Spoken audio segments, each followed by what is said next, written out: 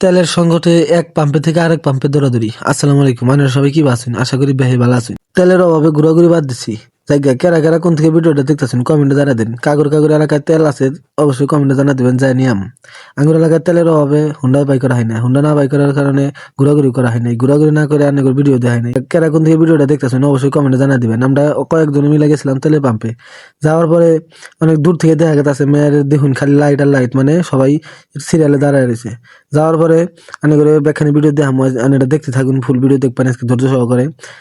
বোয়াপুরের শিয়ালখোলা এলাকাতে যে তেলের পাম্প যা আছেন এটা জানুন সবাই, কারা কারা দেখছেন আর কারা কারা গেছিলেন অবশ্যই কমেন্টে জানা দিন। দেখুন কি বড় সিরিয়াল, বিশাল সিরিয়াল। তো এই সিরিয়ালের তেল নেওয়া সম্ভাবনা দেখে সামনে আরেকটা পাম্প আছে যাওয়ার চিন্তা ভাবনা করতেছি। দেখুন এত বড় সিরিয়ালের মধ্যে তেল নিমু তো নিমু কেমনে। আর এটা কারা কারা কোন থেকে ভিডিওটা দেখতেছেন কমেন্টে জানিয়ে দেন। আর কারা কারা এই জায়গায় আসিলেন তাও যদি দেখে থাকেন অবশ্যই কমেন্টে জানিয়ে দিবেন। এই জায়গায় কথাবার্তা বলতেছি সবার সাথে, কথা বলে যা বুঝলাম যে এখান থেকে তেল নেন যাবো না, পরে আবার ছুটলাম আরেকটা পাম্পে।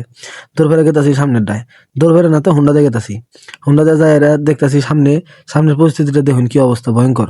রাস্তায় দাঁড়ায় হয়েছে ট্রাক, বাস, হুন্ডা। হুন্ডা দিয়ে তো একবারে বোঝাই হয়ে গেছে রাস্তাটা।